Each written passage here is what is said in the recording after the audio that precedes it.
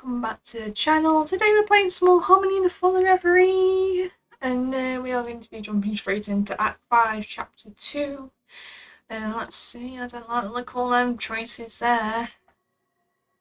Let's see what his options are going to be. Got two short ones, one in the middle. Oh my days. Right, okay. Let's see. Get ready and settle in again.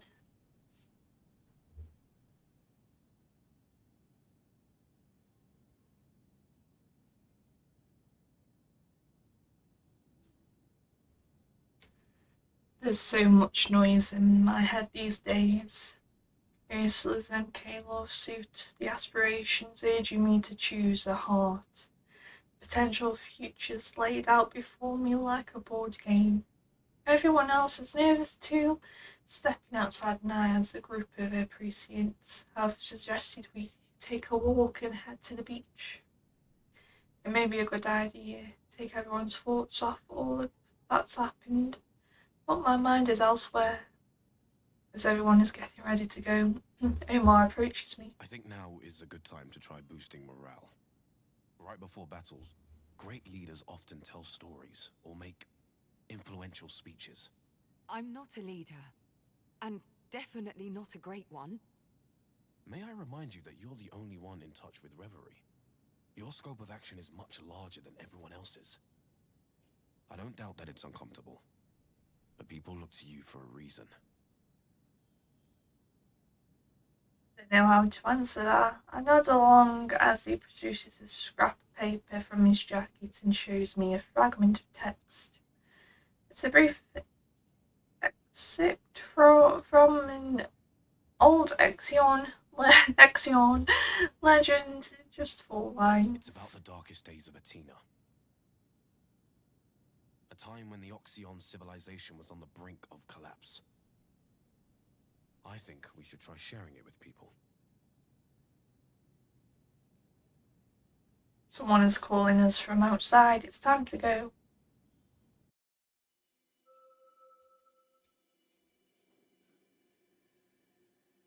Oh, stepping away from being Harmony, no. 6, no.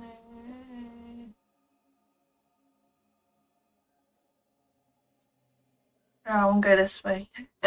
We'll go straight through the middle this time. By the time we step outside, the crowd has begun to drift towards the beach. It's gratifying seeing everyone together after all that's happened. The wind picks up a little, carrying the chatting and laughter far and wide. The poem Omar gave me is abstract. From what I can make out, it speaks of dark days for Athena, but also for Reverie. There was a war? In Reverie? Apparently. It doesn't go into details, but it seems the fall of the Oxyon culture set something off across the divide. The aspirations turned on each other. It was quite brutal, it seems. They never told me. I guess they didn't want to heap any more pressure on you. Me? You, the Oracle. They couldn't find a way to end the conflict, so they created the first Oracle. In turn, the Oracle chose a new heart, and the war ended. He smiles. There's almost a wistful gleam in his eyes, something like nostalgia. Of course, until this week, I thought it was all a metaphor. A parable on trust or something. There's a giggle at the back of my mind, and chaos appears, striding alongside us. And here I was, thinking all copies of that little ditty were destroyed. I'll have to tell Power. It'll send him loopy. Omar sighs, gently plucks the paper from my hand and reads. It ends with the aspirations vowing to help Athena in return for the Oracle's aid. Sounds familiar. I see what you're doing. Me? You. Maybe it would do everyone some good. To hear that what we're going through has happened before, and that everything turned out okay. That's why stories exist, right? Community. A way to share experiences and to shape the collective imagination. To inspire. We've reached the beach. There's a good amount of people here. It's easy to forget how many there are at the Naiad with all its rooms and hidey holes. What's spread out before us? Yeah, that's a lot of people. You coming? Yeah. Just give me a minute.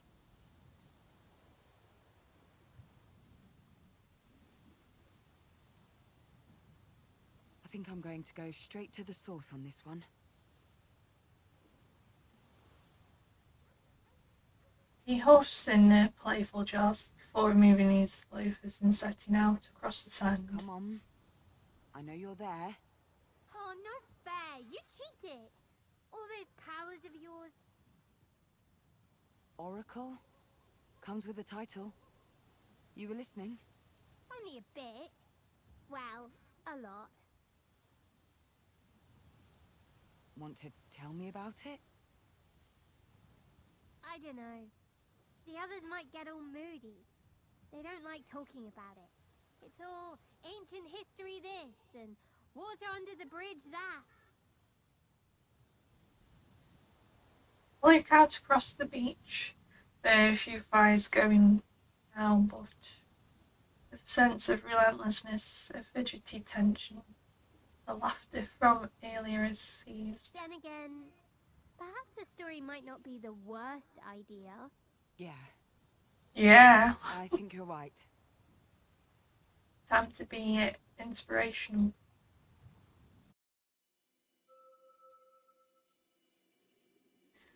Let power speak.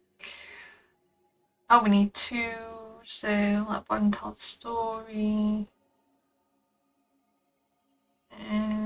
We'll go with one of each of these. Go with these. Can we? Oh, it's locked. I'll do this one then. No. Okay, looks like we're going to the middle. What have I just done? I don't know what I've done now. I decided to just roll with it, play it by ear. With help, of course.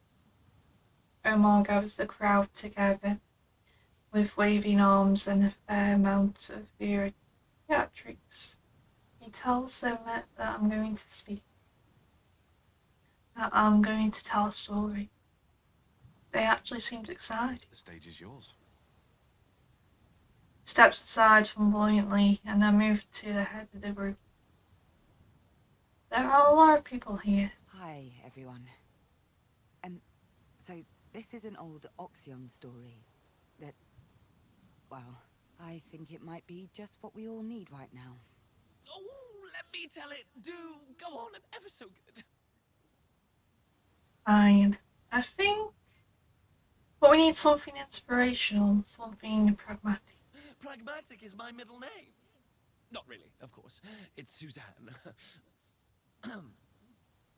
At first, there was nothing. A start scale, that's pretty absolute. At first, there was nothing. Very nice, good diction. There was nothing for a very long time indeed. And then, there was me. Chaos was born! I repeat the line, editing on the hoof. The first aspiration born from humanity. You see, we're not creators, we're not gods. We're concepts. Your concepts, made real by the collective subconscious.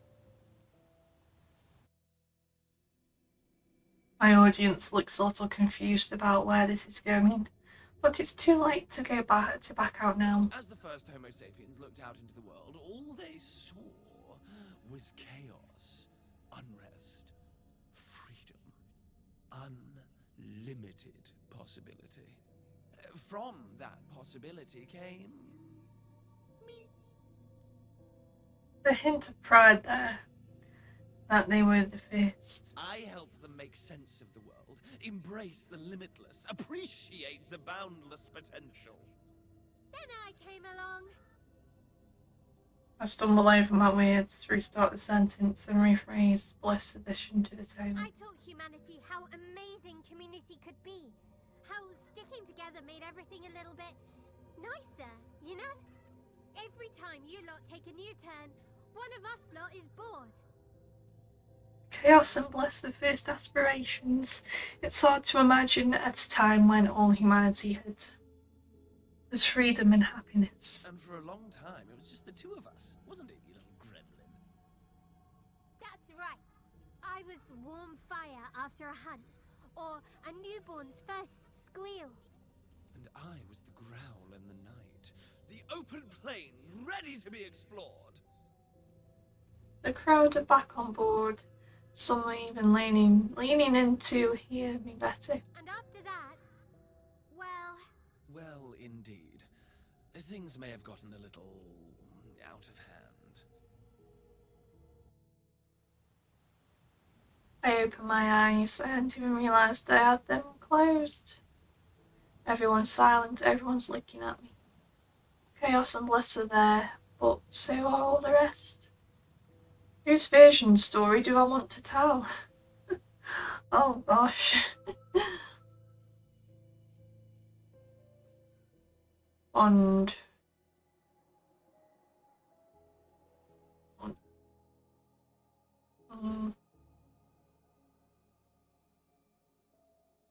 Shall we go with power? Oh. Sorry, power, but I'm going to go with Bond this time. I trust Bond to tell the most empathetic version of the story, the version everyone could use right now. The War of the Aspirations. It began... I cannot say how it began. Several have claimed the title of instigator, but the first blood was drawn between chaos and power. That doesn't surprise me. In a sense, it was inevitable. By our very nature, we attract opposition. Chaos desired greater freedom for Reverie, and so they hoped to abolish the heart. Power disagreed. Would have seen that coming. His army lay siege to the labyrinth of chaos. Army? Power mentioned something about an army before. With enough egregor, we are able to conjure familiars, or split ourselves into 1,000 willing facets. Power used both. But chaos laid their traps well, and their trickery ate away at power's advance. They say truth is often the first casualty of war. And so it almost was for us. They attempted to break the deadlock, on whose side I cannot recall, and they paid a heavy price. For my own part, I tried to stem the tide of hostility. But no one would listen. Those were dark days indeed. He sighs and falls silent, not sure what to say. Before I come to any conclusions, I see glory fade into my view. It was rather horrid. You saw what happened. When you rescued me from that misery pit and removed the heart of Reverie, all hell broke loose. We were all afraid it was only a matter of time until the fighting broke out again. Reverie and Brittle are mirrors. The state of one affects the other. And in the island of Atina, we found the keystone between the two realms. Was it we who caused the downfall of the Oxyons? Or was it the waning of their culture that forced us to war? Impossible to know. The bond between our realms is not a single strand, but an endless sea of connections. Both dimensions are in a bad way right now, that's for certain. But where did the downturn start this time? With us and my mother's meddling, or with the aspirations themselves? Was it MK or me? That whole mess and this one are perfect examples of why we needed an oracle. When you can't rely on causality, at least you can get a second opinion. Someone to choose the heart. Someone to help shape the direction of Reverie. Someone to become the heart behind the heart. An observer and a guide. Worked out pretty well, I'd say. Hmm. And then Nora and Nudgies hit me in the Go on ribs. then. You've got them in the palm of your what's-it. Don't lose them. Maybe talk about the first Oracle. What were they like? Why did they choose who they chose? Chaos interjects with a burst of laughter and shakes their thumb towards the other aspiration. Good luck with that. Can't imagine you getting anything worth repeating out of this bunch. Or at least nothing coherent. Everyone's got an opinion. It's like our story, isn't it? We did our part. Now it's up to you to bring it home. But I don't know how the story Oh, ends. it doesn't end. No stories end. They just peter out. Look, I can tell you this much. For every cycle of humanity, each time there's a big old change in your world, a new aspiration is born. We're well overdue for a new one. Like, really, it's been ages. Have we really settled? Is this all humanity will ever be? I want to tell the crowd about the oracles, what they mean, what they're meant to do. But I'm not sure how to go on. Wing it, or try to find out what really happened. Find out what really happened. What did happen? Fill in the blanks. What? Ooh, not slow.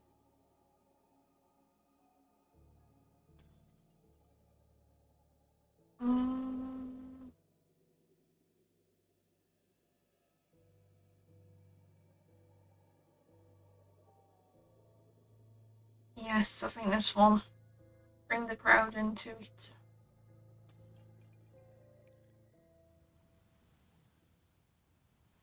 The crowd gathered here is just as much as part of this as I am.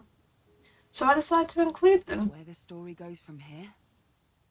Well, I suppose that's up to you now. Consensus. That's what we need. On the type of aspiration who should rule over the next stage of history. They like that, their smiles and rumblings. Someone shouts that they need to choose whichever aspiration will guarantee a decent cap on energy price. There's laughter. Another voice asks which political system the aspirations lean towards.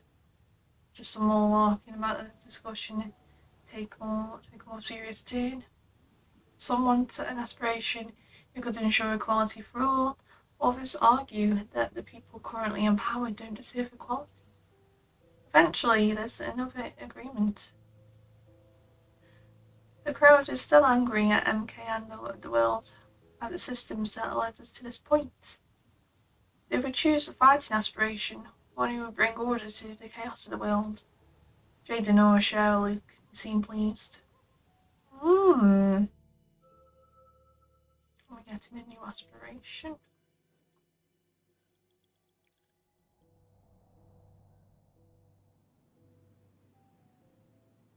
It's getting interesting.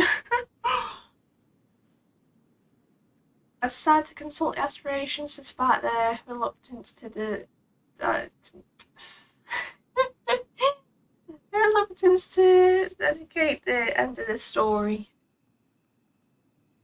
And I just hope I don't look too odd back and brittle.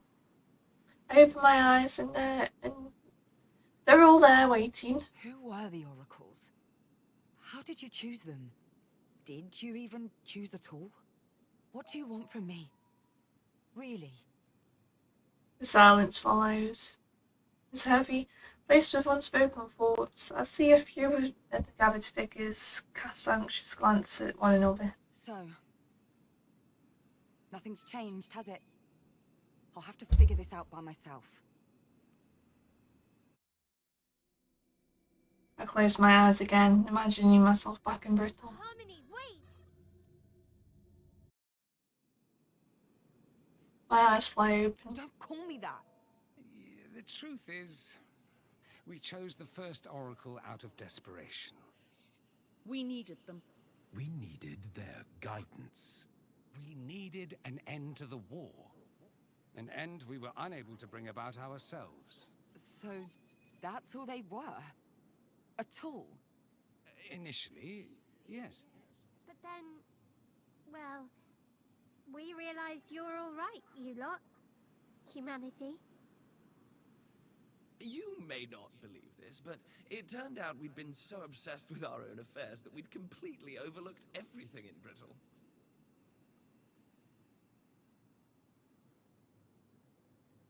And so the arrangement became permanent, and the oracles became a guiding hand on the rudder of Reverie. Not leaders, but advisors. Major domos. Producers. Friends! But what about me? What do you want from me? That, I'm afraid, is up to you. What kind of oracle you choose to become is not up to us. It is the very nature of the agreement that you continue as your own person. Right? Right. Ooh. I close my eyes and I'm back in Brittle. I'm getting the hang of this now. Hopping between realms. Time pauses easily as I hop back and forth between Brittle and the sanctuaries. My audience is watching. Well, in that case, I'm going to be... Oh, don't give us too much of a choice now.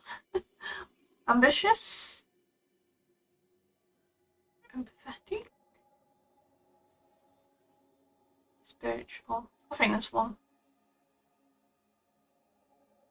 I'm gonna go for the middle.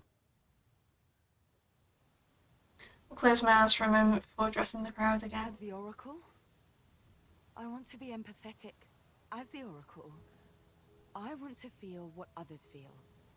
And consider how others will react. Every decision must be for the benefit of the many, not the few.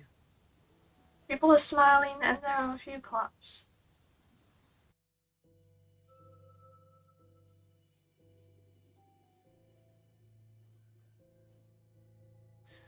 Spiritual. Oh, so you get to choose two.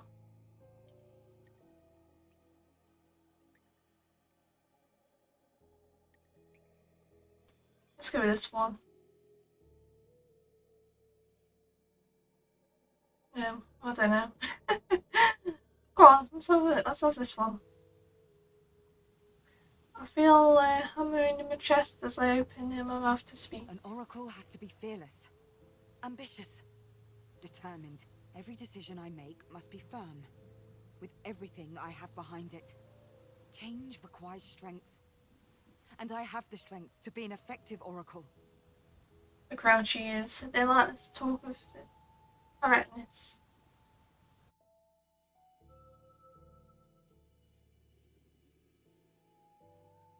Right. Off we go. Oh. Can I do this one as well? No? Okay. Oh god, no! I've blocked them off. Oh great. We're going down the chaos again. Again, the crowd's talking. As the murmurs emerge, I manage to make out the overriding opinion the oracle I'm describing as a kind of warrior. Yes. A valid choice. Indeed, the very first Oracle had the heart of a warrior. To bring about peace, they turned to war. They urged us to fight. To show our prowess on the field of battle. Fighting and fighting until all. And we saw that nothing had changed. We realized the futility of it all. The point the Oracle had us build the labyrinth. A maze to store all our grievances. A place where they could be forgotten. We still bear the scars of that quarrel. In more ways than one. And of course, there was only one real way to end the war. They had to bring peace to Brittle, too.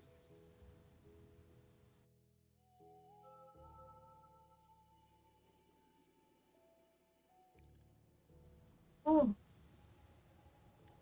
Okay. What's getting Lara's then? Orange Jade Whisper.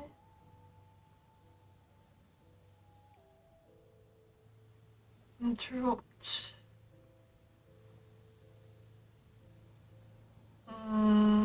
Go here.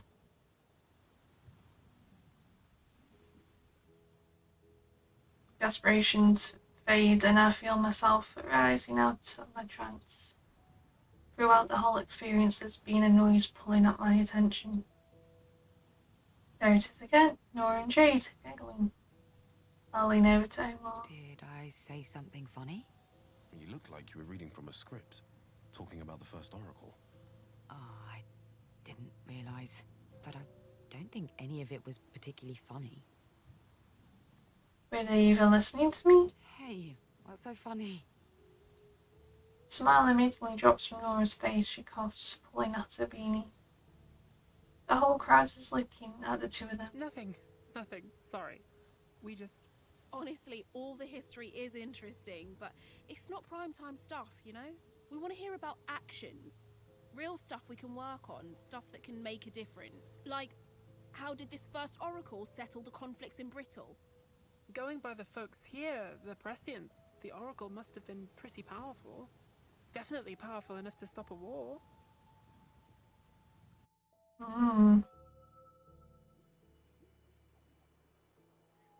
Not green. Oh, spent time. Oh.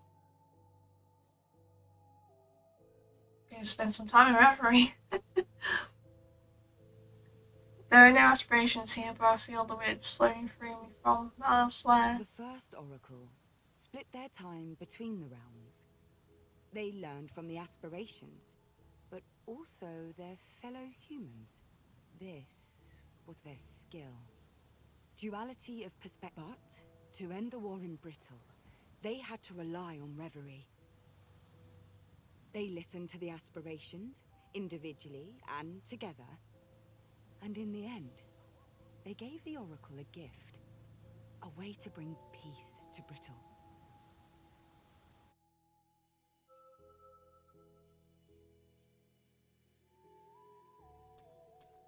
Sense of wisdom.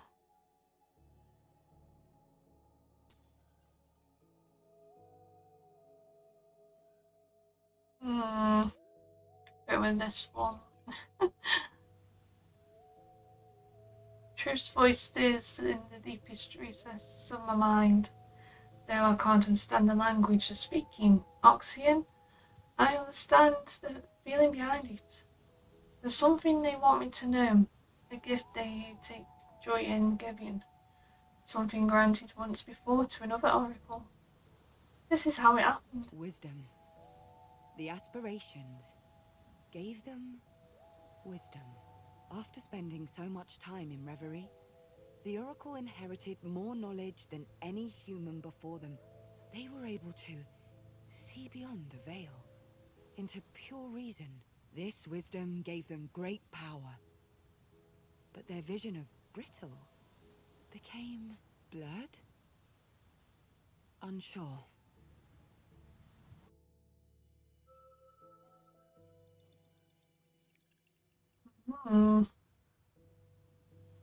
The crowd is hooked.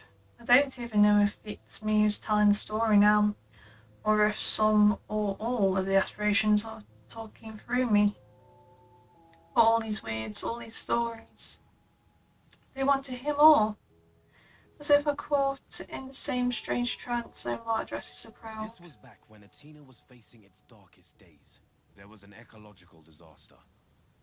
The specifics are lost to time, but we know the population was devastated by vicious storms, which brought floods and mudslides.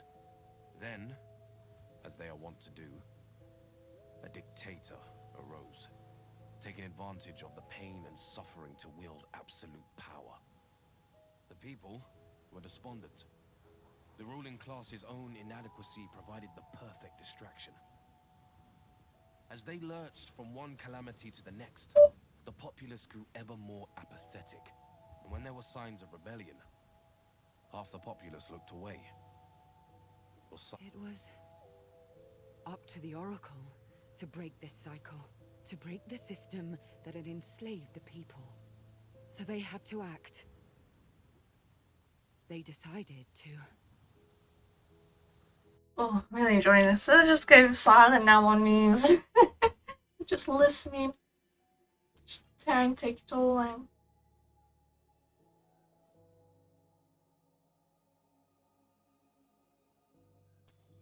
I'll go this way.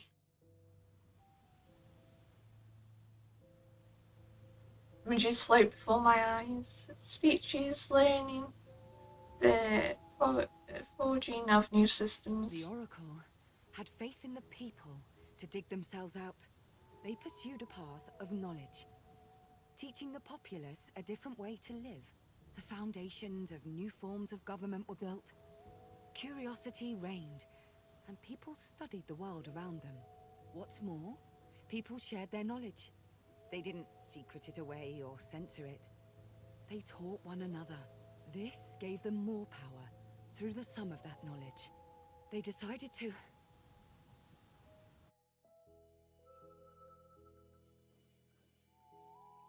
It's locked, so we have to go this way. Clean slate. Start again. They decided to start again, thanks to the gift of prescience. The Oracle and a select few decided to begin a new cycle. Outside of the old, they believed Athena had become unsalvageable. That they had to instead create the world they wanted to live in.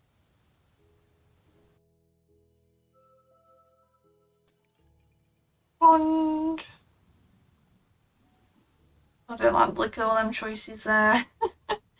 We'll see what line tells in a minute, but it wasn't enough. The Oxion civilization collapsed after a few decades.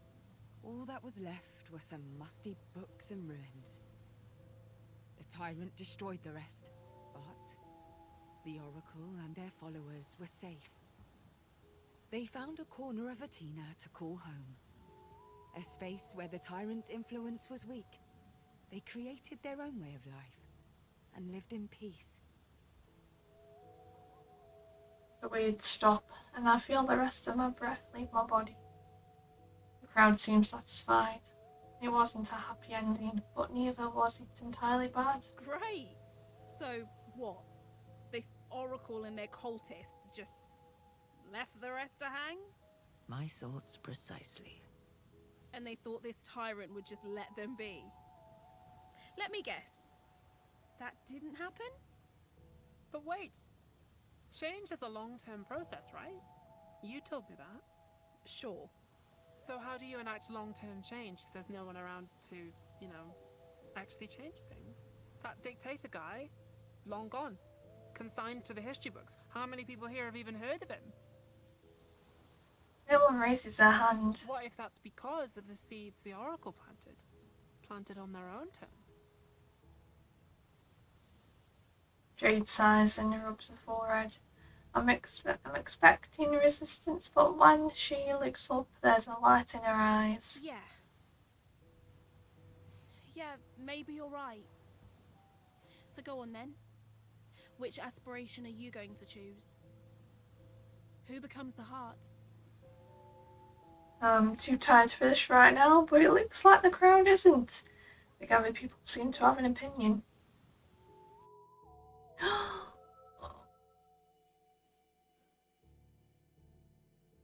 Oh.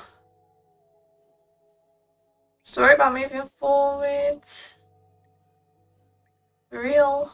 Let's dive in.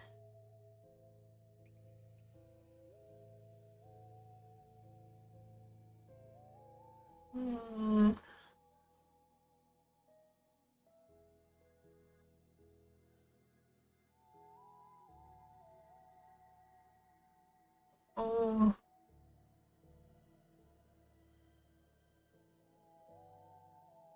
I'm tempted to go with one of these. Or power, maybe. Should I just go chaos and just spin it all out of proportion?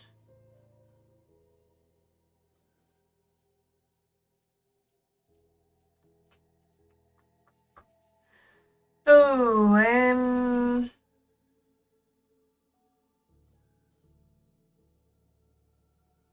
oh, it's tough. Bond. Let's go with Bond. I don't know. It'd be interesting to see power as a whole. I think Bond or Truth though. Go with Bond. That's it, we've done it. The participants in the crowd immediately start to whisper a single name. Bond. Nora obviously sees my ears perkle. Connection, empathy. Yeah. I think Bond would have been Grandpa's choice too. Yeah. Yeah, I think we've done the right thing there. It has been a long, long time since I was elected Heart. Maybe because humans often associate kindness and understanding with weakness and frailty. But when I am placed at the center of Reverie, connections are made. Art, creativity, trade, all flourish. Eras under my guidance often see the growth of incredible civilizations. But often, these cultures would grow cruel and overwhelming.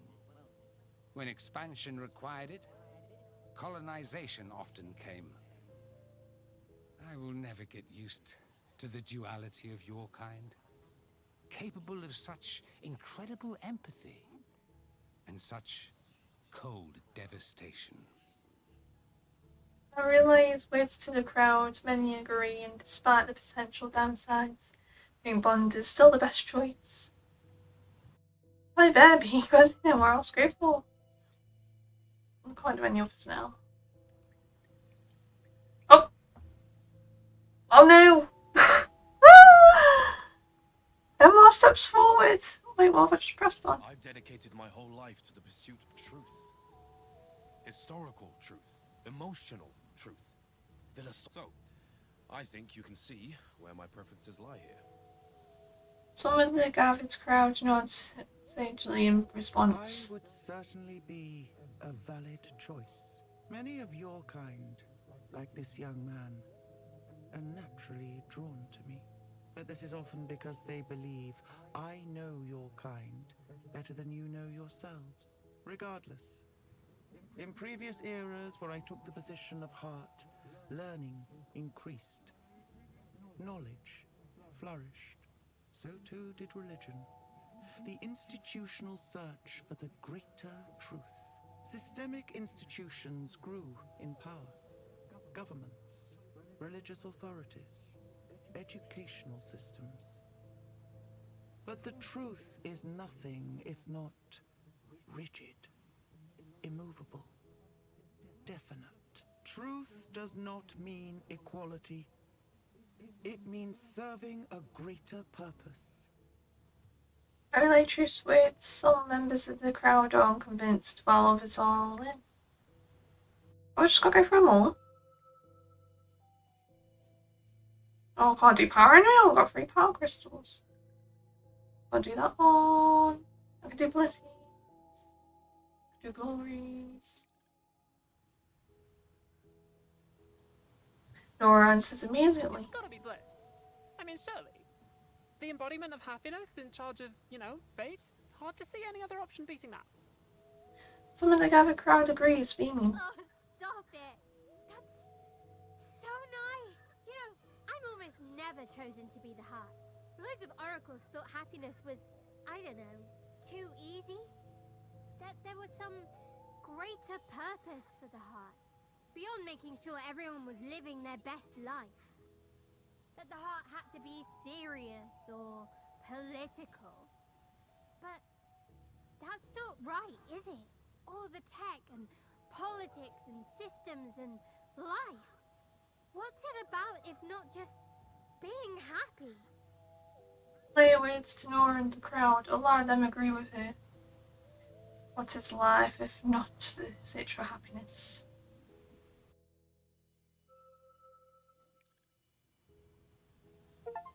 Oh, achievement! Collect 20 glory crystal. They gather people talk amongst themselves. They've heard tales of different aspirations, their traits, and what they stand for.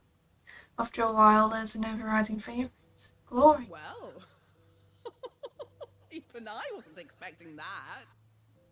There's a discussion about MK about how a majority of it work has come from Athena. They use Glory just like they used the populace of this very island, promising them the world, then entrap them within the system. Glory's there amongst the crowd. When they're done, she speaks to me. Look, you know as well as I do that I've made mistakes in the past.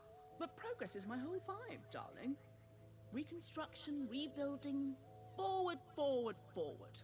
Before the whole mess with the egregor, this world had never known such rapid advancement in, well, everything. But I'm always the first to recognize my own shortcomings. Well, second or third, at least. Materialism is part and parcel of my gifts. Glory, the idea of it, does also tend to promote a certain self-centered outlook on life. At least she's honest. I relay ways to the crowd, a large portion thinks a little selfishness is more than worth it for the progress that Glory will bring. Oh. Plain objective related to Glory. Right, definitely can't do any others. No. No. Okay.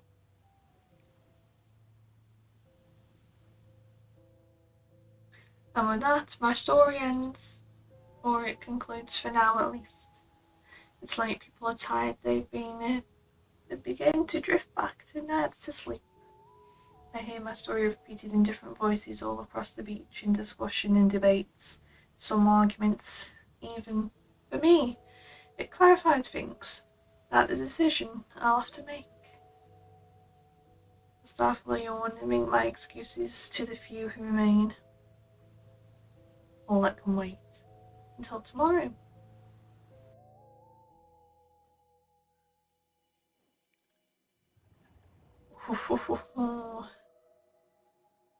Act 5, Chapter 3. Right, everyone. Hopefully you enjoyed the episode. Be sure to really like, subscribe if you're new to the channel.